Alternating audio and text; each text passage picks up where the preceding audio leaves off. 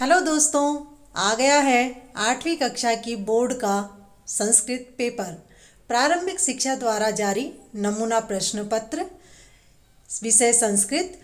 यह पेपर करने के लिए आपको 2.5 घंटे का समय मिलेगा, 2 घंटे और 30 मिनट, और पूर्णांक होंगे आपके 80। तो सबसे पहले परीक्षार्थियों के लिए सामान्य निर्देश दिए गए हैं, आप इन्हें आराम से पढ़ सकते हैं। परीक्षार्थी सर्वप्रथम अपने प्रश्न पत्र पर नामांक अनिवार्य रूप से लिखें। सर्वे प्रश्नः अनिवार्याः, सभी प्रश्न हल करने अनिवार्य हैं। इसी क्रम में आपके ऑब्जेक्टिव प्रश्न आएंगे 8, जो 8 नंबर के होंगे। प्रत्येक प्रश्न 1-1 नंबर का होगा।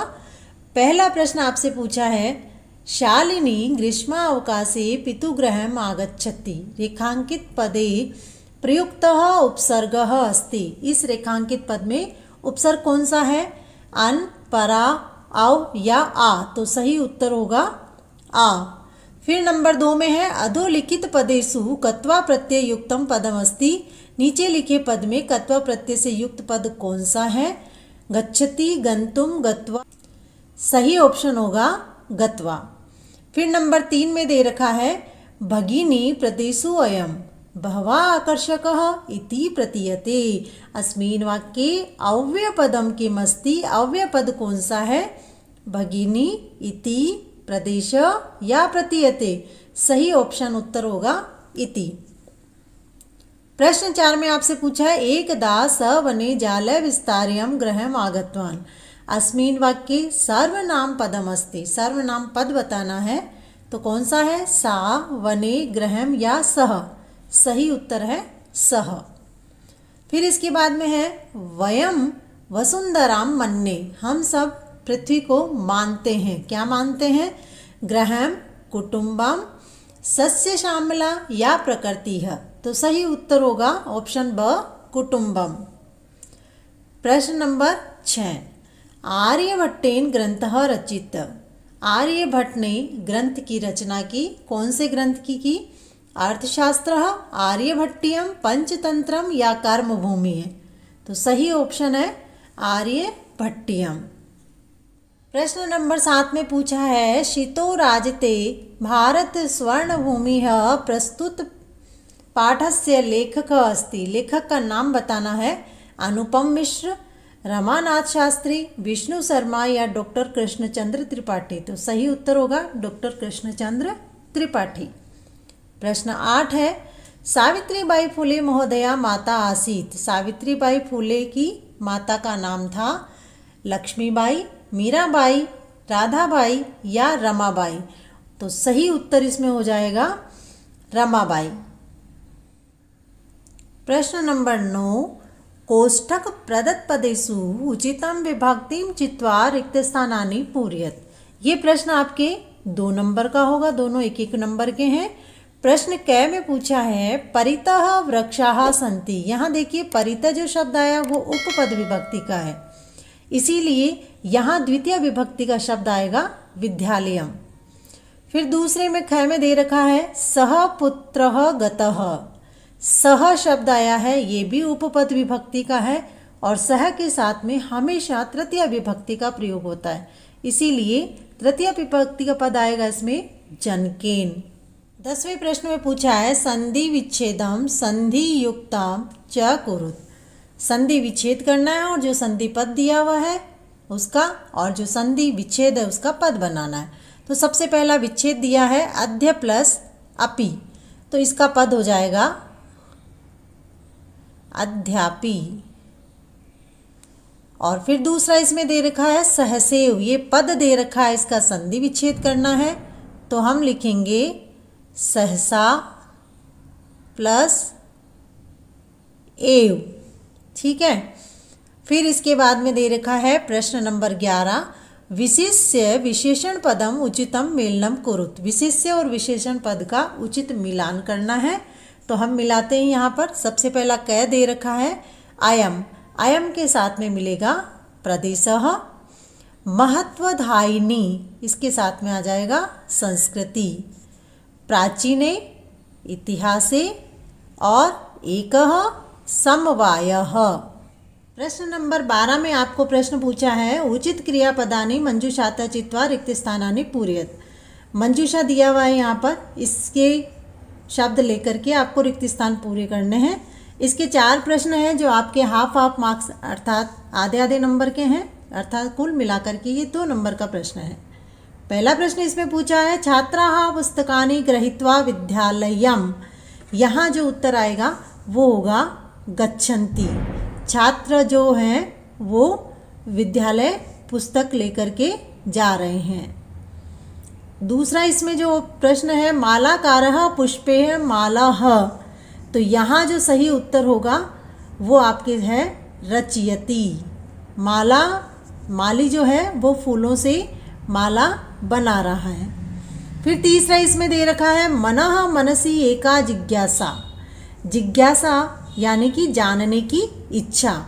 मेरे मन में एक जिज्ञासा है, तो है के लिए होगा इसमें वर्तते। फिर है इसमें सहसा बालिका तत्र। तत्र के लिए इसके बाद में जो अंतिम ऑप्शन बचा है वो है अहसत। देखिए पटाखों की आवाज़ आ रही है क्योंकि मोहल्लों में शादियां हैं। तो अहसत, अचानक बालिका वहाँ हंसी। प्रश्न नंबर 13 में जो पूछा है वो है, मालायाः मनोदशा स्वस्था न प्रतीयते स्म। अत्र रेखांकित पदयोः विशेषणं विशेष्यं च पदं पृथक्ं कुरुत। यहाँ जो ये पद दे रखा है इसमें से आपको विशेषण और विशेष्य अलग करना है। तो विशेषण स्वस्थ जो शब्द आएगा वो आएगा इसमें स्वस्था, और विशेष्य जो पद होगा वो बचा है मनोदशा। प्रश्न नंबर 14, रेखांकित पदानि आदृत्य प्रश्न निर्माणम कुरुत। रेखांकित जो पद हैं उनके आपको प्रश्न बनाने हैं। तो यहाँ प्रश्न दे रखा है, भोजपत्रोपरि लेखनम आरब्धम। भोजपत्र के ऊपर लेखन आरंभ हुआ। तो क्या आरंभ हुआ, प्रश्न यही बनेगा। तो इसके लिए क्या के लिए इसमें लिख देंगे किम, पूरा लिखेंगे भोजपत्रोपरि किम आरब्धम, और फिर उसके बाद में प्रश्नवाचक। ख में पूछा है, मानवाः वृक्षाणां छायां विरमन्ति। मानव जो है वो वृक्षों की छाया में रुकते हैं या विश्राम करते हैं। तो किस में करते हैं, या है ना, तो किस में या कहाँ पर करते हैं, तो इसके लिए आ जाएगा केसाम। तो पूरा लिखेंगे इसमें, मानवाः केसाम छायां विरमन्ति, प्रश्नवाचक। प्रश्न नंबर 15 में पूछा है, कोष्ठ के दत्तानि शब्देषु संख्यापदानि चित्वा रिक्त स्थानानि पूरयत। पहला इसमें ऑप्शन प्रश्न दे रखा है, रिक्त स्थान पूर्वम दिशायाम उदेति। पूर्व दिशा में उदित होता है। क्या होता है, सूर्य, चंद्र या नक्षत्र? सही उत्तर है सूर्य। इसमें नंबर 6 में पूछा है, महिला तड़ागात नयंती। महिला तालाब से लाती है जलम, दुग्धम या घृतम। तो सही उत्तर होगा जलम। फिर है, अधुना आपने वस्तु क्रियार्थम आवश्यकता नास्ति। अब बाजार से वस्तुओं को खरीदने के लिए आवश्यकता नहीं है। किसकी? रूप्यकाणाम, पदार्थानाम या वस्तुनाम। सही उत्तर होगा रूप्यकाणाम, रुपयों की। फिर है प्रश्न, सामाजिक कुरीतिनाम मुखरम विरोधम अकरोत्। सामाजिक कुरीतियों का सामने आकर के विरोध किया। किसने किया था? मीरा, सावित्री या राधा? सही उत्तर है सावित्री। प्रश्न नंबर 16, अधोलिखितानां प्रश्नानां उत्तराणि पूर्ण वाक्येन लिखत। पूरे वाक्य में उत्तर लिखना है। क में पूछा है, कस्मिन् उद्योगे वृक्षाः उपयुज्यन्ते। कौन से उद्योग में पेड़ काम में आते हैं? तो कस्मिन् की जगह लिखना है करगत। और फिर पूरा ऐसे कैसे प्रश्न लिखना है, करगत उद्योगे वृक्षाः उपयुज्यन्ते। इसमें है, चंचलः व्याघ्रं कुत्र दृष्टवान्। चंचल ने बाघ को कहाँ देखा? तो किस जगह पर देखा था उसने? वन में जाल में बंद देखा था। तो लिखेंगे इसका उत्तर जाले बद्धः। ठीक है, और कुत्र की जगह लिखना है, फिर वापस लिखना है चंचल व्याघ्रम जाले बद्धः दृष्टवान्। प्रश्न ग, प्राचीन इतिहासे का स्वाधीना आसन। प्राचीन इतिहास में कौन स्वाधीन था या थी? तो प्राचीन इतिहास में कौन थी स्वाधीन में? सप्त भगिन्य, 7 बहनें। तो इसका उत्तर हो जाएगा सप्त भगिन्यः। ठीक है,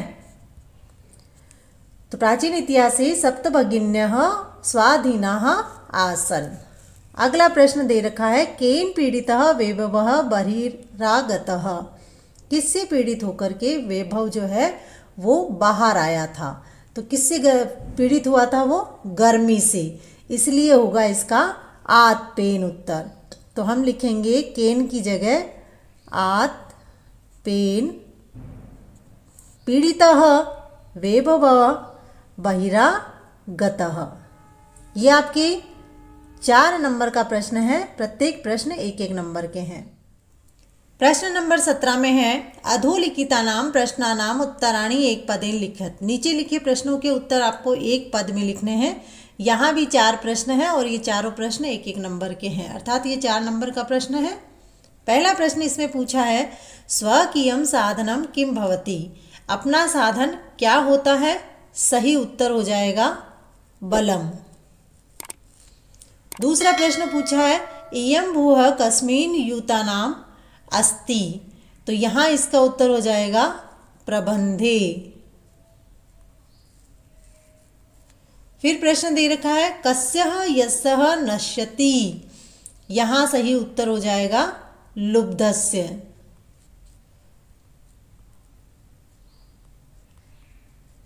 फिर इसके बाद में अगला प्रश्न पूछा है, पतिः के विस्मः प्रखरः। और इसका उत्तर हो जाएगा पाषाणः। ठीक है, ये हो गए एक पदेन के। अब आता है प्रश्न नंबर 18, प्रश्न पत्रात् अतिरिक्तात् पाठ्यपुस्तकस्य 2 श्लोको लिखत। प्रश्न पत्र में जो श्लोक आए हैं उसके अलावा आपको 2 श्लोक लिखने हैं। 2 श्लोक के लिए 2-2 नंबर है, यानी कि 4 नंबर का प्रश्न है। तो आप कोई भी अपनी पाठ्यपुस्तक से 2 श्लोक लिख सकते हैं। जैसे गुणा गुणगेषु गुणा भवन्ति, ते निर्गुणं प्राप्य भवन्ति दोषाः, सुस्वादु तोयाः प्रभवन्ति नद्यः, समुद्रमासाद्य भवन्त पेयः। इस प्रकार से आप कोई भी 2 श्लोक अपनी पाठ्यपुस्तक से लिख सकते हैं। प्रश्न नंबर 19 में पूछा है, क स्तंभे दत्तम श्लोकाशान ख स्तंभे च सुमेलनम कुरुत। क स्तंभ में जो प्रश्न शब्द दे रखे हैं उनको ख स्तंभ के साथ में मिलान करना है। तो यहाँ देखिए, सबसे पहले है गिरि शिखरे ननु, ये मिल जाएगा इसमें निज निकेतनम। फिर दूसरा इसमें दे रखा है विनेव यानम, ये मिल जाएगा नागारोहणम। फिर है बलम स्वकीयम, इसका मिलान हो जाएगा भवती साधनम। और सदैव पुरतो निधेहि चरणम। ये 4 नंबर का प्रश्न है आपका। प्रश्न नंबर 20, चित्रं दृष्ट्वा मंजूषात् पदानि च प्रयुज्य 4 वाक्यानि रचयन्तु। 4 वाक्य बनाने हैं। यहाँ मंजूषा भी दिया हुआ है और ये चित्र भी दिया हुआ है जो आपकी पुस्तक में आया हुआ है। तो ये उपग्रहों के चित्र हैं इसमें। तो यहाँ जो रिक्त स्थान दे रखा है, सबसे पहला रिक्त स्थान इसमें आता है अस्मिन् चित्रे दृश्यन्ते। इस चित्र में दिखाई दे रहे हैं, क्या दिखाई दे रहे हैं इस चित्र में? अस्त्राणि। तो यहाँ लिखेंगे अस्त्राणि पहले रिक्त स्थान में।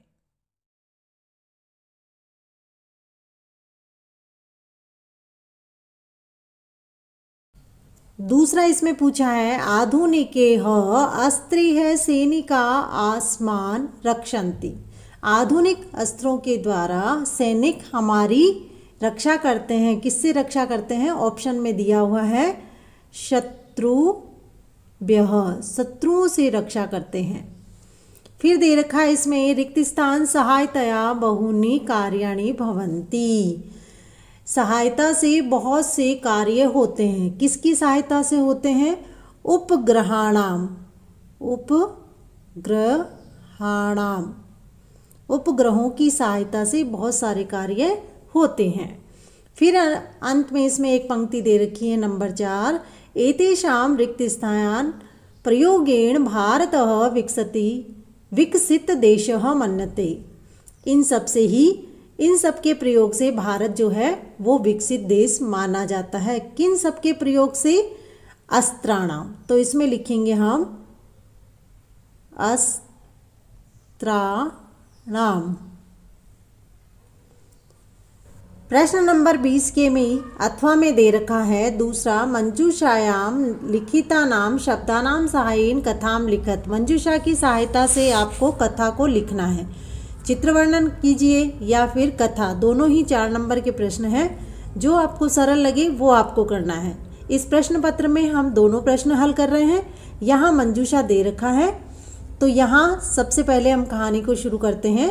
एकस्मिन वने, एक वन में, तो यहाँ जो पहला आएगा वो आएगा कश्चन। कश्चन व्याधः जालम विस्तार्यम, दूसरे में आ जाएगा दूरे स्थितः, दूर स्थित हो गया। क्रमशः आकाशात् सपरिवारः कपोतराजः, यहाँ जो ऑप्शन होगा वो होगा नीचे है। मैं यहाँ नीचे लिख देती हूँ ताकि आपको देखने में आसानी रहे। ये है तीसरे ऑप्शन में नीचे है। आगच्छत, लगातार आकाश से पूरा परिवार, कपोतराज का परिवार नीचे आ जाता है या आ गया। फिर आगे जो रिक्त स्थान दे रखा है इसमें नंबर 4, यहाँ जो आपको आंसर लिखना है वो है यदा। यदा कपोतः तंडुलान अपश्यत, जब कबूतर ने, सभी कबूतरों ने चावलों को देखा। अब यहाँ जो ऑप्शन होगा नंबर 5 के रिक्त स्थान में वो होगा तदा, तब उनमें लोभ जागृत हुआ। फिर आगे है परम राजा सहमत नासीत, परंतु राजा सहमत नहीं हुआ। तस्य युक्ति आसीत, उनकी युक्ति थी। क्या युक्ति थी? यहाँ जो रिक्त स्थान में आएगा वो आएगा, इस रिक्त स्थान में लिखेंगे हम यदि। यदि वने कोऽपि मनुष्य नास्ति, यदि वन में कोई मनुष्य नहीं है, कुतः तंडुलान संभव है, तो चावल कहाँ से संभव है। फिर आया है यहाँ जो रिक्त स्थान आया है, यहाँ पर हम लिखेंगे, यहाँ लिखा है कि राज्ञ उपदेशम अस्वीकृत्य कपोतः तंडुलान खादितुं प्रवृत्तः जाले। राज्ञ से पहले यहाँ जो रिक्त स्थान है उसमें हम लिख देंगे परम,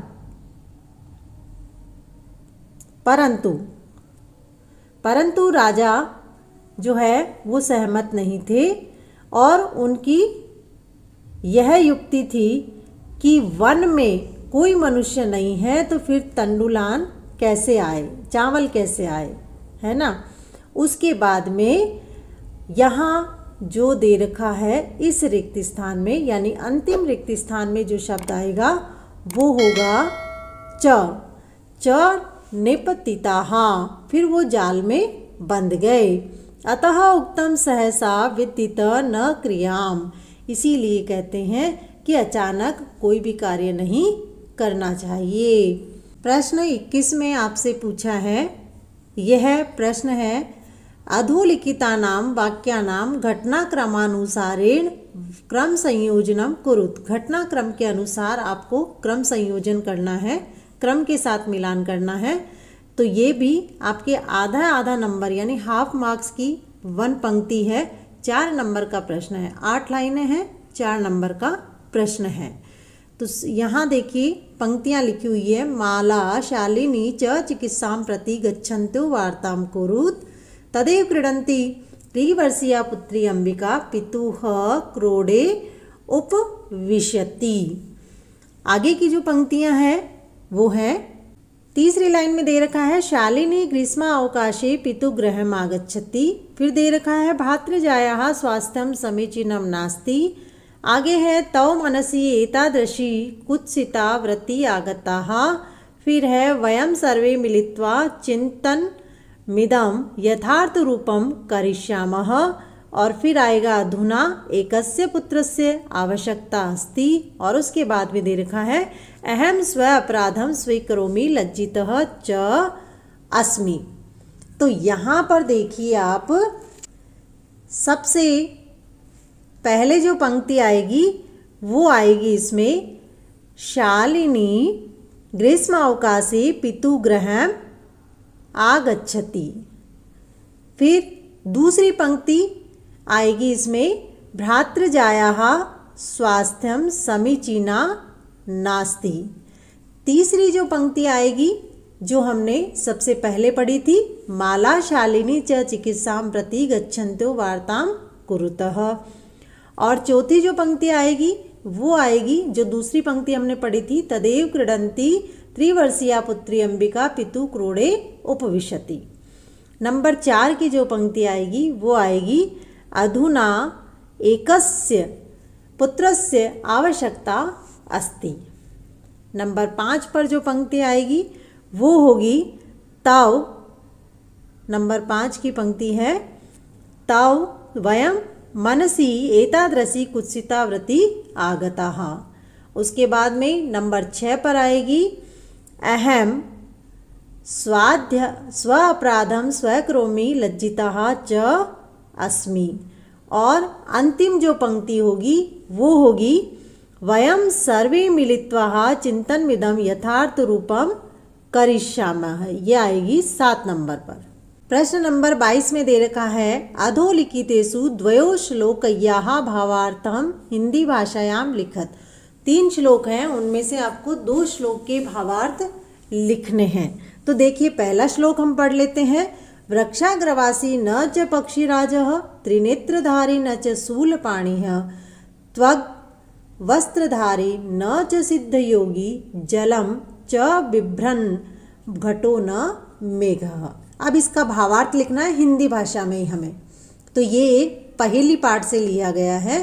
तो लिखेंगे कि इस पहेली में यह पूछा गया है कि जो वृक्ष के आगे के भाग पर रहता है लेकिन वह पक्षीराज गरुड़ नहीं है, जो 3 नेत्रों को धारण करता है लेकिन वो शिव नहीं है, भगवा वस्त्र पहनता है यानी वल्कल वस्त्र को धारण करता है लेकिन वह सिद्ध योगी नहीं है, और जो जल से भरा हुआ है लेकिन घड़ा या बादल नहीं है। इसी में अगला जो पूछा है ख में आपसे पूछा है, क्योंकि 3 दे रखे हैं इसमें श्लोक और 3 में से आपको 2 का हिंदी भावार्थ लिखना है जो 4-4 नंबर का होगा। तो यहाँ जो दे रखा है ख में अभिवादनशीलस्य नित्यं वृद्धोपसेविनः चत्वारि तस्य वर्धन्ते आयुर्विद्या यशो बलम। तो इसका भावार्थ हम लिखेंगे कि जो व्यक्ति वृद्धों की सेवा करता है, उनका अभिवादन करता है, उसके जीवन में 4 गुणों की वृद्धि होती है, आयु, विद्या, यश और बल, इनकी उसे प्राप्ति होती है। अब हम तीसरे का भी कर लेते हैं। तीसरे में दे रखा है साहित्य संगीत कला विहीन साक्षात पशु पुंच विषाणहीन तृणम न खादन्नपि जीवमानः तद्भाग देयम परम पशुनाम। इसका भावार्थ लिखेंगे कि इस श्लोक में बताया गया है कि जो व्यक्ति साहित्य, संगीत और कला से विहीन होता है, हीन होता है, वह व्यक्ति सींग और पूंछ से विहीन होते हुए साक्षात पशु के समान होता है। तृणम न खादनपि जीवमानः तद्भाग देयम परमम पशुनाम। यह तो पशुओं का परम सौभाग्य है कि वह मनुष्य घास को नहीं खाता है फिर भी जीवित रहता है। नहीं तो पता है आपको, अगर मनुष्य घास खाने लगेगा तो बेचारे पशु क्या खाएंगे। अगला प्रश्न, प्रश्न नंबर 23। कंटकेनैव कंटकम अथवा बिलस्य वाणी न कदापि मे श्रुता कथायाम सारा हिंदी भाषायाम एक पृष्ठे लिखत। एक पृष्ठ में आपको इसका हिंदी भाषा का सार लिखना है। 2 कहानियों के नाम दे रखा है। एक है कंटकेनैव कंटकम जो आपके नंबर 5 का पाठ है, जिसमें चंचल नाम का एक शिकारी होता है जो जाल फैला करके चला जाता है और बाघ उसमें फंस जाता है। ठीक है। और बिलस्य वाणी न कदापि में श्रुता, इस पाठ में आपको बताया गया है कि किसी वन में एक खरनखर नाम का एक सिंह रहता था, यानी कि शेर रहता था। वह एक दिन भोजन की तलाश में घूम रहा था और भूख से पीड़ित भी था, लेकिन सूर्य अस्त होने के समय तक उसे कोई भी शिकार नहीं मिला था। इस प्रकार करके आपको इसकी कहानी लिखनी है। ये आपके 8 नंबर का प्रश्न है, इसलिए सभी पाठों के हिंदी अनुवाद आप अच्छे से याद कर लेना। प्रश्न नंबर है 24। निर्देशानुसारं पदानि स्वीकृत्य अस्माकं विद्यालय विषयोपरि निबंधलेखनं कुरुतु, अष्टवाक्यानि रचयत। अस्माकं विद्यालय, हमारे विद्यालय पर आपको संस्कृत में निबंध लिखना है। मंजूषा यहाँ दे रखा है। ये भी प्रश्न जो है वो 8 नंबर का है, यानी कि 8 पंक्तियाँ 1-1 नंबर की हैं। तो अस्माकं विद्यालय, हमारे विद्यालय पर हमें निबंध लिखना है। तो हम लिखते हैं, पहले लिखते हैं अस्माकं विद्यालयः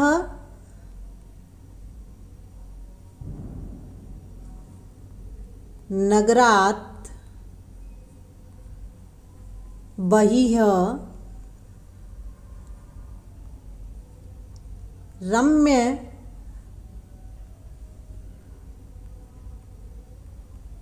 प्रदेशे अस्ति। दूसरी पंक्ति में हम इसका निबंध में लिख देंगे कि हमारे विद्यालय का नाम है, जो भी विद्यालय का नाम है वो लिखना है कि इस विद्यालय का नाम, यानी कि अस्य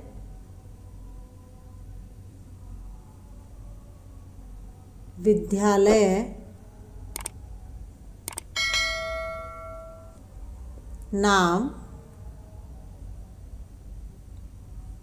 नाम जो भी हो आपके विद्यालय का वो लिखना है और फिर पीछे लिख देना है अस्ति, विद्यालय का नाम है। नंबर 3 में हम लिखेंगे कि हमारे विद्यालय में इतने अध्यापक और अध्यापिकाएं हैं। तो लिखेंगे अस्माकं विद्यालये, जितने भी अध्यापक हों 10 या 15, तो हम लिख देते हैं यहाँ पर 15 अध्यापकाः अध्यापिका पिकाः च सन्ति। 4 नंबर पर हम पंक्ति लिख देंगे इसमें कि हमारे जो अध्यापक हैं, सभी अध्यापक हमें अच्छे से पढ़ाते हैं। तो सर्वे अध्यापकाः निपुणः सन्ति। उसके बाद में 5 नंबर में लिख देंगे कि विद्यालय के चारों ओर वृक्ष हैं। तो विद्यालयं परितः वृक्षाः सन्ति, चारों ओर विद्यालय के वृक्ष हैं। और फिर लिखेंगे कि एक पुस्तकालय भी हमारे विद्यालय में है। तो हम लिखेंगे नंबर 6 पर अस्माकं विद्यालये एकः उद्यानम्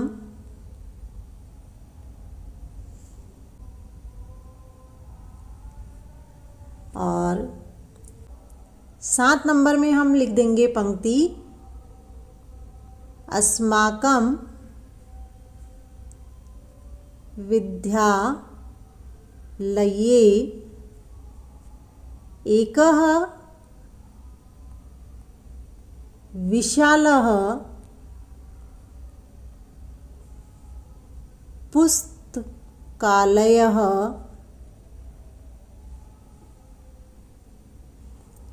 अपि अस्ति। हमारे विद्यालय में एक बड़ा पुस्तकालय भी है। और अंतिम 8 नंबर की जो पंक्ति है वो लिख देंगे हम कि अस्माकं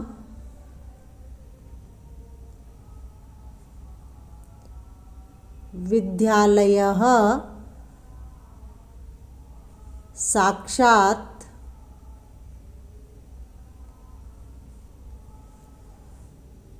विद्यायाः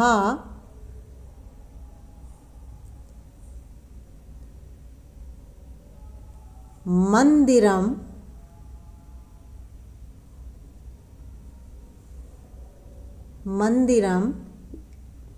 एव अस्ति। यानी हमारा विद्यालय जो है वो साक्षात विद्या का मंदिर ही है। अब इसमें अथवा में एक और प्रश्न दे रखा है। अथवा का प्रश्न है कि रिक्त स्थानानि पूरयित्वा प्रार्थना पत्रम लिखत। आप चाहें तो निबंध लिख सकते हैं, आप चाहें तो प्रार्थना पत्र लिख सकते हैं, जो आपको सरल लगे। तो यहाँ हम इसको पूरा करते हैं। यहाँ मंजूषा दे रखा है। मंजूषा को देख करके हमें ये रिक्त स्थान भरने हैं। सबसे पहले आता है सेवायाम, सेवा में। श्रीमन्तः, यहाँ मंजूषा से आएगा प्रधानाध्यापकः, प्रधानाध्यापकः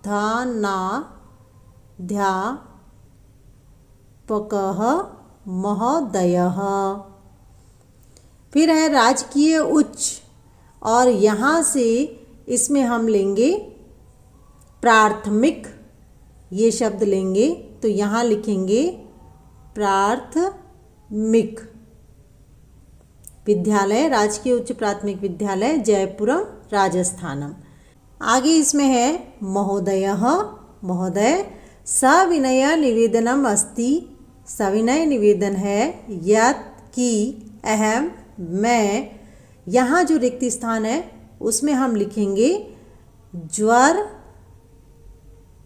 पीड़ितः।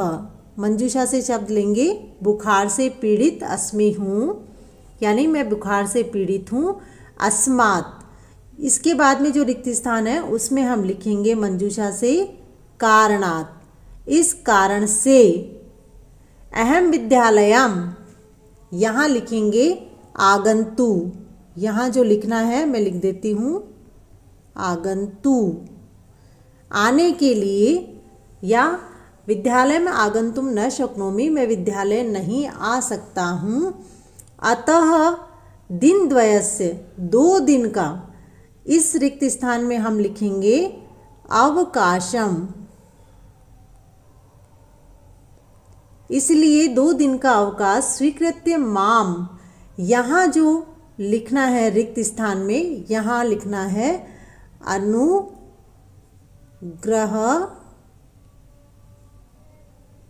ग्रहणन्तु।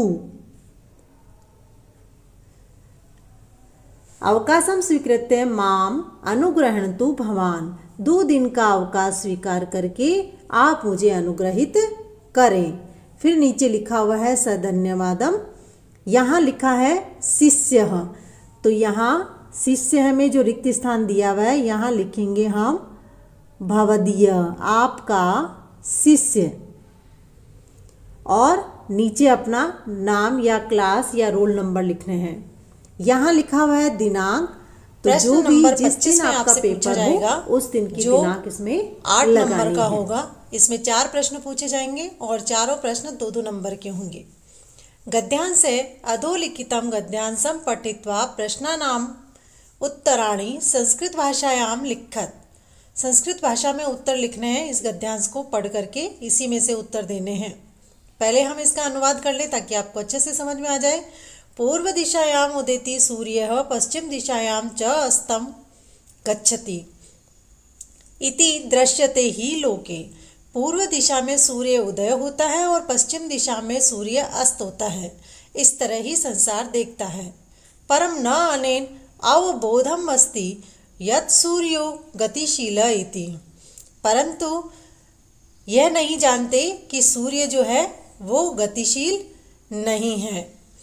सूर्यो चलः पृथ्वी च चला या स्वीकीय अक्षय गूर्णति इति सांप्रतम सुस्थापितः सिद्धांतः। इस प्रकार का सिद्धांत अब स्थापित है कि सूर्य जो है वो चलायमान नहीं है, जबकि पृथ्वी चलायमान है जो अपने अक्ष पर घूर्णन करती है। सिद्धांतो अयम प्राथम्येन येन प्रवर्तितः स आसीत् महान गणितज्ञ ज्योतिर्विच्च आर्यभट्टः। यह सिद्धांत सबसे पहले जिसने बताया था वह थे महान गणितज्ञ और ज्योतिर्विद आर्यभट्ट। तो अब इसमें गद्यांश में से सबसे पहला प्रश्न आपसे पूछा जा रहा है, गद्यांशम पठित्वा उचितम शीर्षकम लिखत। गद्यांश को पढ़ करके उचित शीर्षक लिखो। तो इस गद्यांश में आर्यभट्ट के बारे में बताया गया है, तो यहाँ पर उचित शीर्षक हो जाएगा आर्यभट्टः।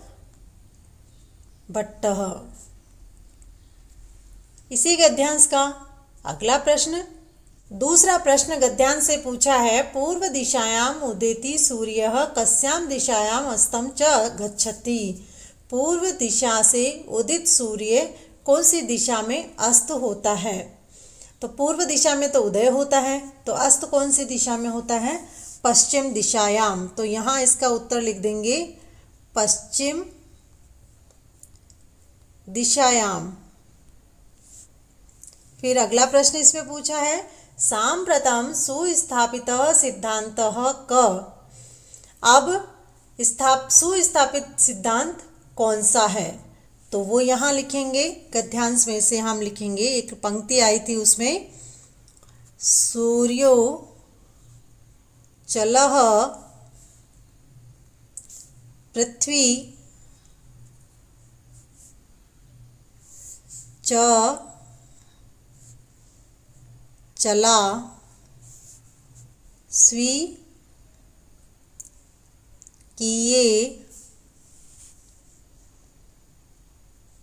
अक्षे घूर्णति, और पीछे लिख देंगे हम इसके इति। इस प्रकार सूर्य चलायमान नहीं है जबकि पृथ्वी चलायमान है और वो अपने अक्ष पर घूर्णन करती है। और अंत में चौथा प्रश्न इसमें पूछा है, सिद्धांतो अयम प्राथम्येन केन प्रवर्तितः। तो इसका उत्तर होगा, सबसे पहले किसने प्रतिपादित किया था सिद्धांत? आर्यभट्ट ने। तो लिखेंगे आर्यभट्टेन।